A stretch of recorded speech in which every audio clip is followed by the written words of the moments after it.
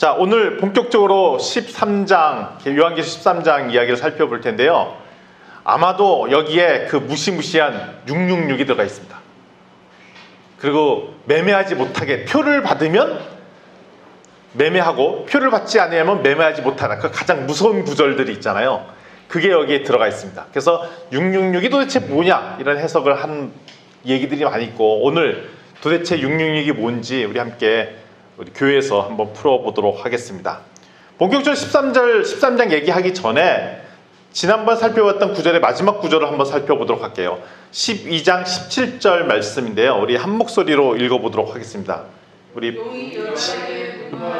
돌아가서 그 여자의 남은 자손 곧 하나님의 계명을 지키며 예수의 증거를 가진 자들과 더불어 싸우려고 바다 모래 위에 서 있더라. 아멘.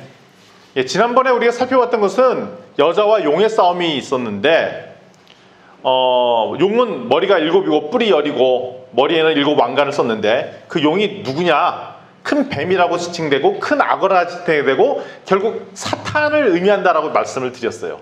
근데 이 사단은 누구냐? 창세기 3장 15절에 나오는 그 뱀이라는 거죠. 뱀. 내가 너로 여자와 원수가 되게 하고 내 후손도 여자의 후손과 원수가 되게 하리니 여자의 후손은 내 머리를 상하게 할 것이요 너는 그의 발꿈치를 상하게 할 것이라 하시고, 그 사단, 뱀, 이게 용이라는 겁니다. 근데 지난번 계시록 12장에 살펴봤던 얘기는 철저히 용이 당해서 분노해서 돌아가서 너 두고 봐라 하는 장면이 마지막 장면이었어요. 그래서 뱀의 형태로 나타난 사단은 계속 여자와 후손과 원수가 되게 하고 그걸로 이제 인류 역사가 시작됐다는 말씀까지도 했고, 용은 지속적으로 여자의 후손이 이어지는 걸 막으려고 했으나 결국 예수 그리스도의 오심으로 막지 못했고, 그래서 이제는 전략을 바꿔서 예수 그리스도를 죽이면 끝나실 거라고 생각했는데 결국은 어떻게 했냐면 부활을 막지 못했죠. 그래서 어린 양의 피로 승리했다는 것입니다. 그래서 여자에게 분노하면서 돌아가면서 이제 뒤끝 장렬인 장면이 오늘 13장에 나온 이야기들입니다. 그래서 13장에서는 어떤 일을 보냐? 두 짐승을 보냅니다. 그러니까 두 짐승은 용, 사단의 사주를 받은 세력이 두 짐승인 것입니다. 따라서 두 짐승은 용의 명령을 받고 난 세력, 하나님에 대적하는 제국, 지도자의 형태로 나타났고, 우리가 지금 이 지구상에서 봤던 수많은 하나님을 대적했던 세력들이 바로 짐승의 세력으로 나타났어요. 오늘 읽었던 구절 중에 첫 번째 짐승이 어디서 나타나냐? 바다에서 쫙 옵니다. 바다에서. 옛날에 우리 바다에서 뭐 나타나면 로봇 태권브이가 바다에서 쫙 바다가 열리고 이게 쫙, 그게 그 짐승이 생각나는데 그 장면과 비슷해요. 용은 하나님을 사칭하듯이 용이 보낸 짐승은 예수 그리스도를 그대로 흉내를 냅니다. 짐승의 정체가 다니엘서 7장에 나오는데, 오늘 읽었던 성경 본문의 내용은 다니엘서 7장의 모습과 거의 유사해요. 동일한 본문이 납니다. 그리고 짐승은 내 왕이라는 말이 나옵니다. 그래서 일반적으로 우리 해석할 때 이 짐승은 무엇을 의미하냐면 내 왕인데, 바벨론, 바사, 헬라, 로마 제국을 지칭한다고 해석을 해왔죠. 따라서 하나님을 대적하는 제국, 교회와 성도를 박해하는 지도자를 의미한다고 해석해 왔어요. 이제 계시록 다시 13장 1절부터 한번 보도록 하겠습니다. 13장 1절 제가 한번 읽어볼게요. 띄워주시고 제가 읽겠습니다. 내가 보니 바다에서 한 짐승이 나오는데 뿔이 10이요 머리가 7이라 그 뿔에는 10 왕관이 있고 그 머리에는 신성모독하는 이름이 있더라 라고 이야기가 나옵니다. 여기 보면 1절에 화면 계속 띄워주세요. 1절에 뭐가 되어 있냐면 왕관 썼다고. 왕관을. 우리 왕관은 누가 썼죠? 왕관은? 예수님이 썼던 게 왕관이에요. 근데 누가 써? 짐승도 왕관을 써요. 근데 거기에 머리에 무슨 이름이 썼냐면 하나님을 모독하는 이름이 기록해 있죠. 그게 뭐냐면 예수 그리스도 보고 이렇게 하면 네가 왕이냐? 나도 왕이다. 얼레리 꼴레리 나도 왕인데 너 힘 없잖아? 나 힘 있다. 이렇게 놀림꼴을 하고 있습니다. 그게 1절 얘기예요. 짐승이 철저히 예수님의 왕관을 썼던 장면을 흉내내고 있습니다. 2절 말씀 보도록 하겠습니다. 제가 또 대신 읽겠습니다. 띄워주세요. 내가 본 짐승은 표범과 비슷하고 그 발은 곰의 발 같고 그 입은 사자의 입 같은데 용이 자기의 능력과 보좌와 큰 권세를 그에게 주었더라. 우리 계속 봤죠. 능력과 권세와 보좌. 능력과 보좌와 권세하면 또 누가 생각납니까? 예수님께서 우리에게 주었던 거잖아요. 예수 그리스도가 보좌와 권세와 능력이 있다고 그랬잖아요. 근데 용이 짐승에게 주었어요. 나도 있는데 그거? 예수님한테 있다고? 에이, 나도 있어 그거. 예수님이 세상을 다스린다고? 아니야 내가 다스려. 내가 더 힘 있잖아. 실제로 보면 진짜 세상 왕은 힘이 되게 세 보여요.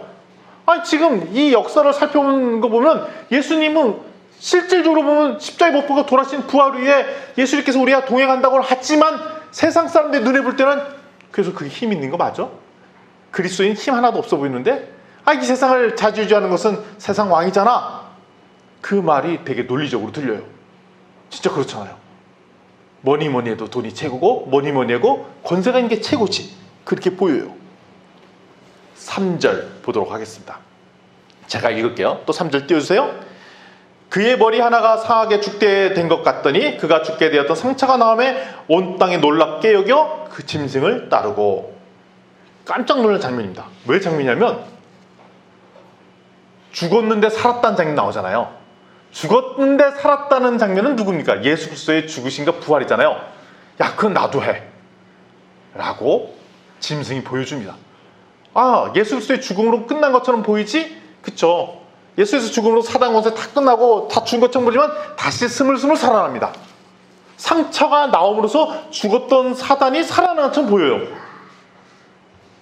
머리 하나가 죽은 것이 보이더니 상처가 나면 살아나고 온 땅이 짐승을 따릅니다. 그래서 세상 사람들은 사단, 짐승을 좋아하고 오히려 숭배한다는 겁니다. 철저히 예수님의 부활을 흉내내죠. 예수님의 부활과 함께 세상이 끝난 것처럼 보이지만 여전히 살아나서 세상을 다스리는 게 사단의 사주를 받은 짐승의 모습이라는 겁니다. 4절 말씀 보겠습니다. 4절. 제가 또 읽을게요. 용이 짐승에게 권세를 주므로 용에게 경배하며 짐승에게 경배하여 이르되 누가 이 짐승과 같으냐? 누가 능히 이와 더불어 싸우리라 하더라. 근데 용인 사단이 짐승에게 권세를 주니까 세상 왕인 짐승은 사단을 경배합니다. 따라서 이 세상을 다스리는 사단 왕은 세상의 권력 잡은 사람들은 실제 누구를 숭배하냐면 사단을 숭배하는 거예요. 이 세상에 권세 잡은 사람들은 제국들은 다 누구를 숭배하느냐? 사단을 숭배한다는 것입니다. 사단을 숭배합니다. 그리고 감히 이렇게 얘기합니다. 누가 대척해서 싸우겠느냐? 니네 예수님 믿는 사람들 니네 힘 있는 거 없지? 니네 힘 하나도 없잖아. 이 세상 우리가 다스리거든? 얘기합니다. 근데 이렇게 하는 논리가 있어요. 예수님 언제 다시 오시죠? 모든 민족에게 천국복음 증거하면 다시 오신다 그랬잖아요. 그럼 간단하네요. 어떻게 하면 예수님 안 오게 하실 수 있어요? 모든 민족에게 천국복음 증거 안 되면 영원히 이 땅은 사단의 권세에 있잖아요. 그럼 그냥 우리가 버티고 있으면 되겠네? 라는 전략을 쓰고 있는 거죠. 자, 봐봐. 이 세상 사람, 그냥 정작 세상 사람들이 하나님을 믿으면 나한테 망하는데 세상 사람들 다 우리 숭배하잖아. 아이고, 예수 그리스도 믿는 사람들 복음 모든 민족에 증거한다고? 그럼 결코 안 올걸? 야고 얘기하는 장면입니다. 5절 6절 펴주시기 바랍니다. 5절 6절. 5절 6절은 우리 한 목소리로 한번 읽어보도록 할게요. 화면 보시고 5절 6절 읽겠습니다. 시작. 또 짐승이 과장되고 신성모독을 말하는 입을 받고 또 42달 동안 일할 권세를 받으리라. 짐승이 입을 벌려 하나님을 향하여 비방하되 그의 이름과 그의 장막 곧 하늘에 사는 자들 비방하더라. 그런데 이 짐승이 며칠 동안 권세를 받았냐면 42달 3년 반. 앞서 계속 반복해서 나왔잖아요. 42달 3년 반. 예수님 부활 이후 예수님 다시 오시길 그 기간 동안. 근데 이 기간 동안 누가 다스리냐? 사단의 지령을 받은 짐승이 이 땅을 다스린다고 합니다. 이 기간 동안 철저히 무슨 일이 일어나냐? 신성 모독한다고 됐어요. 하나님 모욕하는 말 하고, 세상 사람이 하나님 모독하는 말 하잖아요. 그게 요한계시록 예언되어 있던 얘기예요. 아니, 내내 이 세상 좋아질 거라고? 아니야. 계속 내내 하나님 모독하는 말 항상 들을 거야. 하나님 비방하고 그리고 하나님 나라를 바라보는 성도들을 계속 비방할 거야. 따라서 우리 예수 그리스도 믿는다고 하는 순간 세상 사람들한테 비방 듣는 거는 당연합니다. 잘해도 비방받고 못해도 비방받고 항상 비방받을 수밖에 없어요. 그래서 세상 사람들은 항상 하나님을 모독하고 예수님을 모독하는 말을 할 거라는 거예요. 그러면 그 얘기를 들은 사람들이 야 진짜 하나님 별거 아닌가 보다, 예수님 별거 아닌가 보다, 에이 예수 그리스도 믿는 사람들 저 사람들 못됐어, 뭐 이렇게 얘기를 한다는 거죠. 이게 다 사단의 전략이라는 거죠. 또 계시록 7장 8절 7절 8절 요번에도 함께 읽어볼까요? 시작. 또 권세를 받아 성도들과 싸워 이기게 되고 각 족속과 백성과 방언과 나라를 다스리는 권세를 받으니 죽임을 당한 어린 양의 생명책에 창세유로 이름이 기록되지 못하고 이 땅에 사는 자들은 다 그 짐승에게 경배하리라. 우리 이 단어 항상 익숙하잖아요. 족속과 백성과 방언과 나라. 우리 열방, 족속과 백성과 방언과 나라, 그 얘기들만 흥분되잖아요. 근데 기가 막히는 구절이 나와요. 뭐냐면 이거 누가 다스린다고? 짐승이 다스린다고요. 아니 나는 열방과 족속과 백성과 방언 나라를 우리 예수 믿는 선교사가 다스릴 거라고 생각하고 했는데 알고 보니까 그게 아니라 여기 뭐라 하냐면 짐승이 다스릴 거라는 거예요. 그러니까 우리가 선교사를 파송하고 나가는 이 전 세계 민족에 누가 다스리고 있냐? 짐승의 세력이 다스리고 있다는 겁니다. 그리고 심지어는 더 기가 막힌 일들은 누가 승리한다고요? 성도가 싸워서 진다고 돼 있어요. 이게 성도들과 싸워서 세상에 이겨요. 우리가 이기지 못한다고 돼 있어요. 42달 동안. 그러니까 우리들이 내내 져요. 패배해요. 세상 권력에게 우리가 굴욕을 당합니다. 어디에서? 모두 땅에서 곳곳마다 져버린다고 나와 있어요. 족속과 백성과 방언 나라스를 짐승이 다스리면서 열방을 다스리는 권세를 누가 받았냐? 짐승이 받았다는 거예요. 우리가 아닙니다. 사단의 권세를 받은 짐승이 열방을 다스립니다.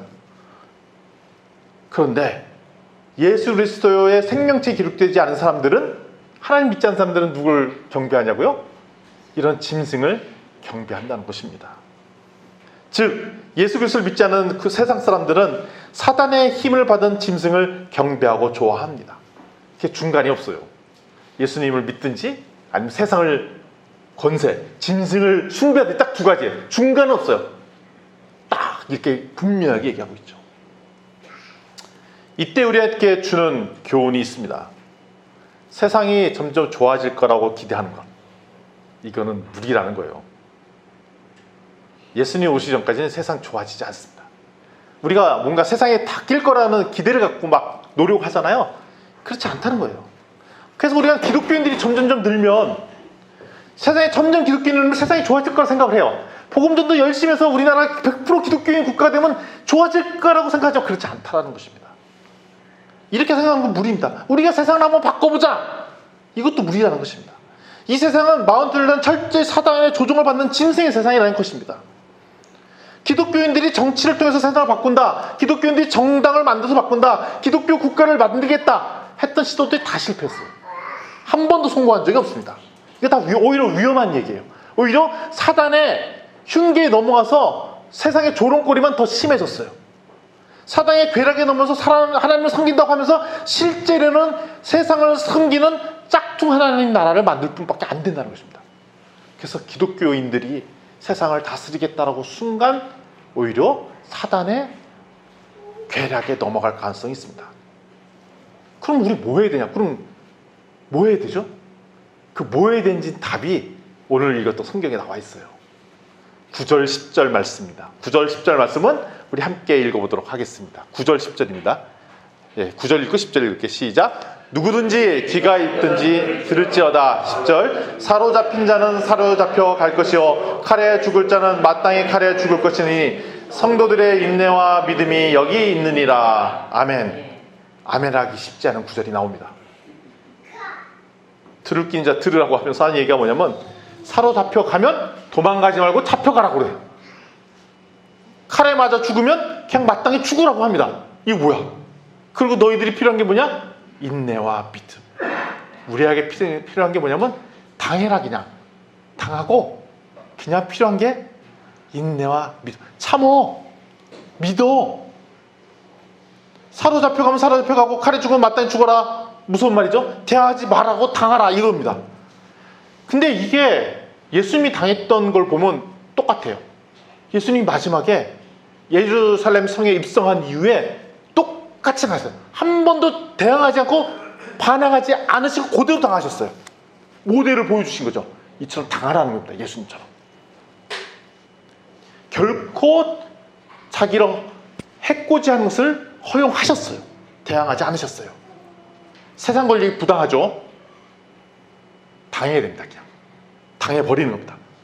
그럼 우리가 필요한 거는 인내와 믿음이라는 거죠. 그냥 참는 것. 그럼 뭘 믿어야 되냐? 그래도 구원은 세상에 있지 않고 오직 어린 양 예수에게 있다는 것을 믿는 것. 계시의 말씀을 믿는 것. 이거라는 거죠. 그래도 구원은 예수 그리스도야, 니네 세상 아니야 라고 믿는 것.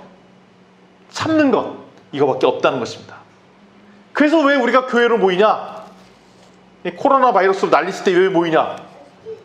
혼자 있으면 잊어먹을까 봐. 우리 서로 확인하자는 거죠. 구원이 어디 있다고요? 오직 예수 그리스도에 있다는 것입니다. 세상 살다 보면 전혀 안 그런 것 같아요. 우리 구원이 예수 그리스도에 있다는 것을 믿으려고 우리가 모이는 거예요. 확인하려고. 그래서 땀만 풀까 봐. 아, 우리 땀만 푸지 말고 끝까지 가입시다. 뭐 이렇게 얘기하는 거예요. 참자고요. 이렇게 얘기하는 거죠. 우리 자우치들 이렇게 권면합시다. 끝까지 버팁시다. 구원은 예수님께 있습니다. 끝까지 견딥시다. 이러려고 교회에 오는 거예요. 우리 교회에 모여서 날마다 할 말이 이거예요. 끝까지 버티자고요. 집사님 힘드시죠? 그냥 견디세요. 나도 힘들어요. 같이 힘드니까 좋네요. 구원이 어디 있다고요? 예수 그리스도에 있습니다. 이거 서로 확인하자고. 확인. 이거 확인하자고 모이고 자꾸 잊어버리니까 자꾸 반복해서 모이자고 하는 거예요. 힘들까 봐. 그래서 우리가 어려울 때 더 많이 모이고 격려하고 힘 주자고 이렇게 예배 드리는 거예요. 아멘. 계시록 13장 11절부터 15절 말씀입니다. 우리 11절부터 12절까지 말씀을 먼저 읽어보도록 하겠습니다. 띄워주시겠습니까? 시작. 내가 보매 또 다른 짐승이 땅에서 올라오니 어린 양같이 두 뿔이 있고 용처럼 말을 하더라. 그가 먼저 나온 짐승의 모든 것을 그 앞에서 행하고 땅과 땅에 사는 자들을 처음 짐승에게 경배하게 하니 곧 죽게 되었던 상처가 나은 자니라. 아멘. 이제 두 번째 용이 올라오는데 이번에는 아까 첫 번째 용은 바다에서 올라왔잖아요. 이번에 땅에서 쫙 올라옵니다. 딱. 하나는 바다, 하나는 땅. 멋있게 올라오죠. 두 짐승이 딱 올라와요. 근데 두 번째 짐승은 더 기가 막힙니다. 100% 예수 그리스도를 흉내낸 짝퉁이 올라옵니다. 11절에 뭐라고 되냐면 어린 양같이 두 뿔이 있다. 우리 어린 양은 누구 상징입니까? 예수님 상징이잖아요. 두 번째 땅에서 올라온 짐승이 누구를 상징하고 있냐면 어린 양 두 뿔을 가지고 있는 자가 올라온다는 거예요. 그건 뭐냐? 구세주처럼 보인다는 거예요. 두 번째 짐승은. 구원받은 자, 구세주가 여기에 있구나. 두 번째 짐승이 세상 사람들한테 그렇게 홀리는 자로 나타납니다. 예수 그리스도의 상징을 그대로 흉내내죠. 그리고 말을 해. 얘가 말을 했는데 무슨 말이냐면 용처럼 말을 한다고 해서 용처럼. 용이 누구라고 했죠? 뱀이자 사단이잖아요. 사단의 말을 해요. 사단의 말. 예수님은 누구의 말을 했죠? 하나님의 말을 대신해서 했잖아요. 근데 두 번째 짐승, 땅에서 올라온 짐승은 누구의 말을 하면 용의 말을 해. 그러니까 사단이 할 말을 대신 다 해줘요. 다. 그게 사람들이 듣기 좋았다는 거예요. 그게. 예수님은 하나님처럼 말을 하는데 땅에서 올라온 짐승은 용처럼 사단의 말을 막 하면서 꼬드깁니다. 그랬더니 땅에 사는 사람들이 막 경배하고 칭송해요. 그리고 또 그 얘기 또 나죠. 죽게 됐던 상처가 나은 자다. 이것도 예수님의 부활을. 예수님 죽었다가 살았잖아요. 나흘 만에. 이 두 번째 짐승도 죽게 될 상처가 나왔다. 죽었는데 나왔다. 이렇게 됐어요. 그대로 흉내를 타내요. 나도 너와 똑같은 니네들이 믿고 있는 예수 그리스도 흉내 그대로 타낸다. 라고 얘기를 하죠. 13절, 14절 또 함께 읽겠습니다. 13절 시작. 큰 이적을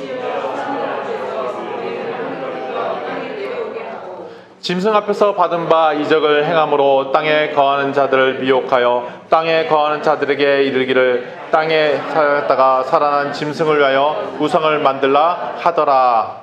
아멘. 죄송합니다. 한글 15절까지 읽겠습니다. 시작. 그가 권세를 받아 그의 짐승의 우상에게 생기를 주어 그 짐승의 우상으로 말하게 하고 또 짐승의 우상에게 경배하지 않은 자는 몇이든지 다 죽이게 하더라. 아멘. 근데 이 두 번째 짐승은 큰 이적도 행하고 사람을 미혹하고 또 미혹하는 게 또 그럴듯해서 세상 사람들은 다 넘어갑니다. 또 우상도 만듭니다. 우상을 섬기지 않으면 살 수도 없게 만듭니다. 그래서 이 지구에 있는 모든 우상은 다 두 번째 영이 만든 겁니다. 우상의 종류는 진짜 많죠. 제가 인도에 있었잖아요. 인도는 진짜 전문성이 하나 있어요. 우상 만드는 거에 최첨단 전문을 겁니다. 이렇게 되더라고요. 뭐냐면 그 동네 마을에 아주 선한 일을 했던 마을의 지도자 이장이 있습니다. 사람들이 너무 좋아서 이 사람 너무 훌륭하다는 거예요. 그럼 사람들이 이 사람이 죽게 되면 이 사람이 너무 훌륭했기 때문에 뭘 세워줍니까? 기념비나 동상을 세워주죠. 그 동상을 세웠어요. 오케이. 그 다음에 또 뭐 하나 사람들이 와서 거기다가 뭐 절을 하고 예배를 드려요. 또 이렇게. 왜 이렇게 예배 드냐? 이분이 이제 올라가서 우리를 이렇게 살았을 했던 것처럼 동일하게 또 해줄 거랍니다. 숭배를 하는 거죠. 우상이 됐어요. 자연스럽게 뭐가 되냐? 신이 돼버립니다. 거기는 살았던 인간도 자기만 조금만 노력하면 신이 될 수 있는 메커니즘도 갖고 있어요. 그러니까 동물 뭐 수많은 것도 섬기죠. 우상을 만들죠. 상을 만들고. 그리고 그걸 빌 때마다 우리가 좋아질 거란 믿음을 가지죠. 이렇게 소위 말하는 사람이 만들어 놓은 신에서부터 사람이 하나님을 대신해서 모두 믿고 있는, 의지하고 있는 것, 그리고 진짜 이단 종교, 사이비 종교를 모두 포함해서 두 번째 우상들은 다 이렇게 만들어진 것입니다. 근데 우상을 섬기면 살 수도 없게 만들죠. 북한에서 만들어진 우상이 무슨 우상이죠? 김일성, 김정으로 이어지는 주체사상. 거기 원래 김일성 가문은 기독교 가문이잖아요. 원래 집안이 기독교 가문이에요. 그래서 기독교에 대한 이해도가 꽤 높아요. 그래서 북한에서 정치체계를 만들었을 때 그 기독교의 논리를 그대로 좀 많이 따왔어요. 그래서 숭배를 하도록 만들었죠. 주체사상이라는 걸 만들어갖고 철저히 기독교를 롤 모델로 만들어갖고 우상을 만들었죠. 이 만들기가 쉬워요. 생각보다. 권력을 잡고 있고 우상화 했죠. 그러면 우리나라는 지금 뭘 우상으로 섬기죠? 가장 큰 우상은 돈이죠. 돈이 우상이 됐죠. 만몬이죠. 돈이 없으면 못 살고. 그리고 우리나라는 무슨 체계라고 합니까? 자본주의 체제라고 얘기를 하잖아요. 그런데 여기서 오해하는 사람도 있어요. 지금 이 대목에서 불편해하지 마십시오. 기독교가 자본주의라고 생각하시는 분들이 있습니다. 기독교는 자본주의가 아닙니다. 있잖아요. 공산주의는 악이고 자본주의는 선이라고 생각하는데 그건 아닙니다. 공산주의도 악이고 자본주의도 악이에요. 다. 세상 사람들이 만든 게 다 악이에요. 다 체제가 기독교적인 체제가 아니에요. 왜냐하면 자본주의의 핵심의 논리는 뭐냐면 돈이 최고라는 원리거든요. 돈이 힘이라는 것이요. 돈 많은 사람의 권력이 있다는 거거든요. 그 하나님의 세상에 맞지 않는 시스템이에요. 따라서 세상 정치 경제 시스템들은 다 우리 것이 아닙니다. 다만 우리 기독교를 얼마나 더 심각하게 탄압하느냐 덜 탄압하느냐 차이죠. 왜 근데 우리가 자본주의를 택했냐?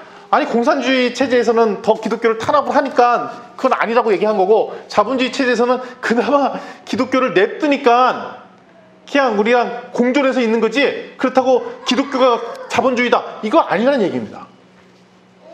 그래서 세상 권력은 자본주의가 됐던 민주주의가 됐던 모든 시스템 자체가 기본적으로 기독교와는 잘 안 맞습니다. 차이점은 뭐냐? 더 세게 탄압하느냐 덜 냅두냐의 그 차이점만 있다는 것이죠. 이게 정상인 것입니다.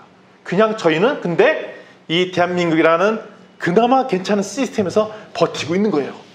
언제까지? 주님 오실 때까지 감사하면서. 세상 권력 시스템이 다 그래요. 이게 좋아지지 않습니다. 앞서 봐서 계속 그 얘기 했잖아요.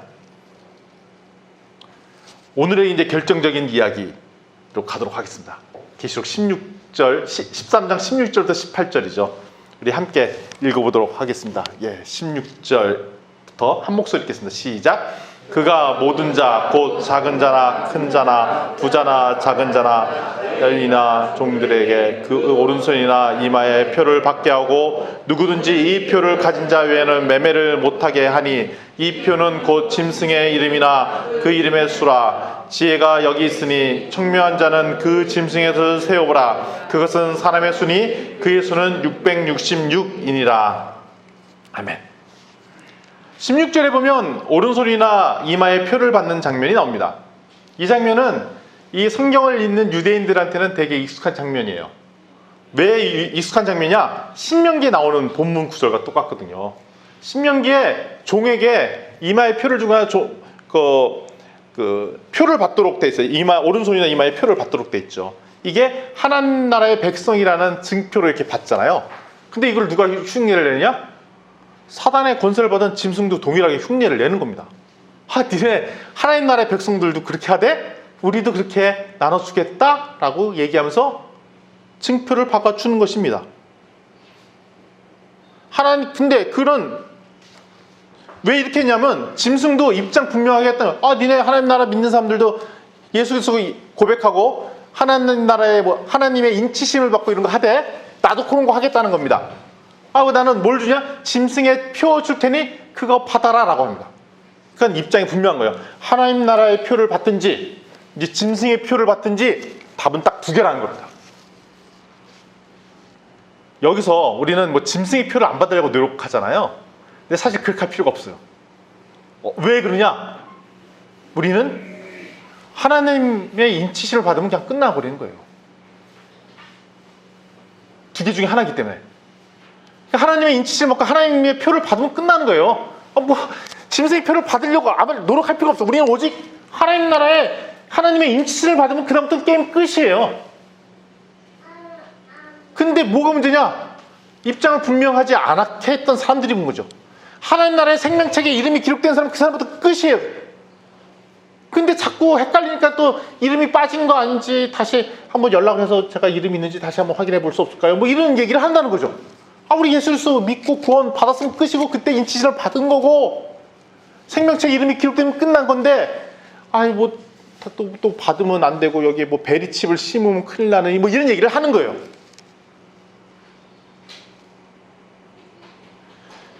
자, 그런데 17절에 무슨 얘기하냐면 짐승의 표를 받지 않으면 심지어는 매매가 하기 힘들게 하겠다라고 얘기가 나오죠. 먹고 사는 문제가 생기게 하겠다는 겁니다. 그 얘기는 뭐냐면 이제는 입장 분명히 하라는 것입니다. 하나님의 일을 받으면 세상에서 먹고 사는 문제가 생기게 할 것이다 라고 위협하는 겁니다. 너 하나님의 인치심을 받았어? 그러면 내가 지배하는 동안 넌 먹고 살기 힘들 거야. 그거 버리고 다시 내 걸 갈아타. 이렇게 얘기하는 거죠. 짐승의 표 받아야 살 수 있어. 그래서 지금 우리 공동체에서나 이런 데서는 자급 조작해야 되지 않느냐 이런 얘기들을 하는 거죠. 왜냐하면 세상 방식, 우리가 이 세상에 살려면, 기독교인으로 살려면 세상에서 살기 힘들게 된 구조가 될 수밖에 없는 구조로 만들겠다는 겁니다. 따라서 이 세상 속에서 잘 먹고 잘 사는 건 힘들어졌어요. 잘 먹기 잘 살기 힘든데 여기서 잘 먹고 잘 살려고 하니까 힘든 거죠, 우리가. 근데 이렇게 말하는 사람의 정체를 계시의 영으로 오늘 주님께서 가르쳐줘요. 이렇게 얘기하는 사람이 누군지 17절에 나와 있는 거죠. 누군가 봤더니 짐승의 수, 사람의 수 666이다 라고 알려주신 겁니다. 666에 대한 주장이 많죠. 바코드라는 주장이 있고 베리칩, 문명과학기술이라는 얘기겠죠. 그렇다면 초대교회 성도들은 이 성경을 해석을 못하는 거게 됩니다. 바코드가 나온 지 얼마나 됐죠? 한 3, 40년 됐나요? 베리칩 나온 지 한 1, 20년 됐나요? 예, 그거죠. 그러면 그 지난 2000년 동안의 역사에 있어서 이 바코드와 베리칩은 성경에 있는 사람들은 해석을 못하는 거예요. 왜냐하면 100년 전 우리 조선에 130년 전에 복음 들고 왔던 시대에 바코드가 있었습니까? 베리칩이 있었습니까? 없었죠. 해석 못하는 거예요. 이 성경은 나한테 무관한 해석이죠. 근데 분명은 이 성경은 누구한테 주었던 성경이냐? 1차적으로 당시 초대교회 성도들이 이해할 수 있도록 해석을 주어진 거란 말이에요. 그런데 666은 유대인이 들었을 때 금방 이해가 되는 숫자였었습니다. 게마트리아라는 기법이 있었어요. 게마트리아는 뭐냐면 숫자를, 그러니까 문자를 숫자로 바꿔서 이야기하는 것입니다. 당시 그리스 로마 시대 사람들이나 히브리 사람들은 그러니까 암호처럼 표현할 때, 그러니까 문자로 표현하기는 거시기하고 할 때 그거를 있잖아요. 기역은 1, 니은 2, 디귿은 3 했고 이거를 이용해서 숫자로 암호로 만들 수 있잖아요. 그런 것처럼 만들어서 표현하는 기법이 유행했었어요. 게마트리아. 그래서 당시 재미나는 이야기 중에 하나가 폼페이의 한 성벽에 이런 문구가 새겨져 있었대요. 나는 545번이라는 여자 이름을 사랑한다.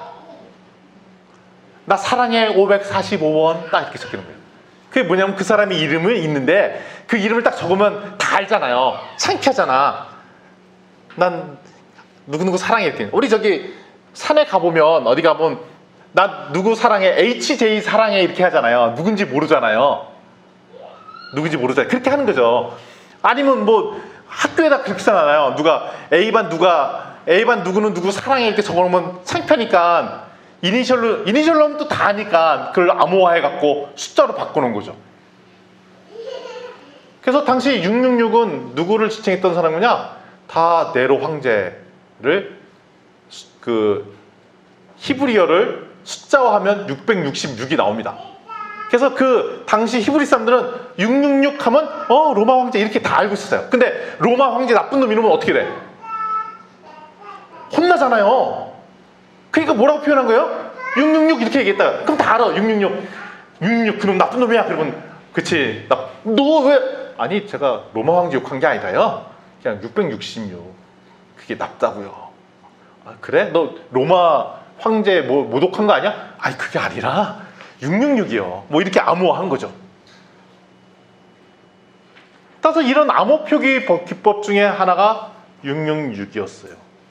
따라서 666이 네로 황제였던 것은 당시 히브리 사람들은 다 알고 있었던 것입니다. 따라서 로마 황제 대표 기기인 네로를 666이라 했고, 그러면서 자연스럽게 어떻게 인지를 했냐? 세상 권력, 특별히 하나님을 대적하는 하나님 나라를 대적하고 하나님의 나라의 성도들을 괴롭히는 대표적인 우두머리들을 다 666이라고 지칭한 겁니다. 그 이후에 하나님을 모독하고 신성 모독하고 하나님 나라의 백성들을 핍박하는 모든 세상 권력의 우두머리, 여기 누구의 사주를 받은 거예요? 사단의 사주를 받은 거잖아요. 그게 두 짐승으로 나타난 거고, 뒤짐승이 땅에서 나오는 짐승이 바로 666의 상징이고, 그러니까 이 세상에서 세상을 하나님 나라를 괴롭히고 기독교를 펌나무게 뭐라고 하고 예수님 모독하는 세력들은 다 그 영향을 받았다는 것입니다. 근데 본인이 알고 하든지 모르고 하든지 상관없이, 모르고 할 가능성이 있죠. 근데 알고 보면 다 사단이 꾀득임을 넘어갔다. 본인은 사단이 꼬셔서 넘어간지 모르고 그냥 했을지언정 그는 사단이 그렇게 시켜서 넘어간 거예요. 심지어는 기독교인들 중에서도 모르고 그렇게 하는 경우도 있죠. 근데 이게 분명히 사단이 꼬셔서 하는 건데 거기에 우두머리 개수가 666이고 지금 이 세상에도 666이 있죠. 왜? 하나님 나라를 모독해 하고 하나님을 참나게 말하고 신성 모독하는 사람의 우두머리.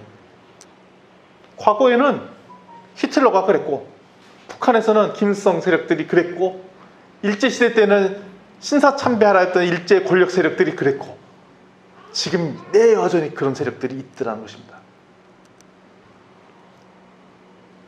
지금도 열방에서는 기독교를 탄압하는 세상 왕들이 다 666 세력을 상징하고 있습니다. 결론을 내도록 하겠습니다. 세상이 좋아질 거라고 기대하지 마십시다. 세상은 결코 좋아지지 않습니다.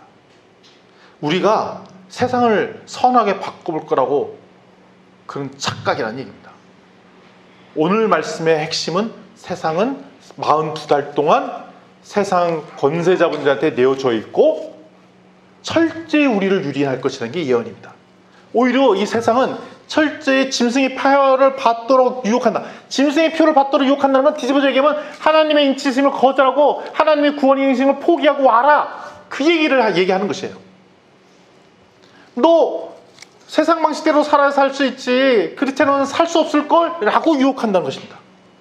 그 자가 666이고 바로 하나님을 대적하는 세상의 우두머리인 것입니다.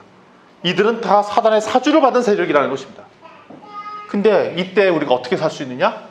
아까 살펴봤죠. 오직 하나님의 인치심을 받는 것밖에 없습니다. 어떻게 받냐고요? 오직 예수 그리스도를 구세주로 받는 것밖에 답이 없다는 것입니다. 그 다음부터는 어떻게 해야 되냐고요? 예수를 구세주로 받은 다음부터는 인내와 믿음, 참는 것. 세상에 대항하지 마십시오. 싸워서 이길 생각하지 마십시오. 참고 기다리고 순종밖에 없고 주님께서 우리를 구원할까라는 그 믿는 것, 이거밖에 없다는 것입니다. 오직 구원은 보좌에 앉으신 우리 하나님 여호와께 있습니다. 아멘. 다시 한번 우리 좌우지체자에게 권면하겠습니다. 오직 구원은 여호와 하나님께 있습니다. 오직 구원은 어린 양께 있습니다.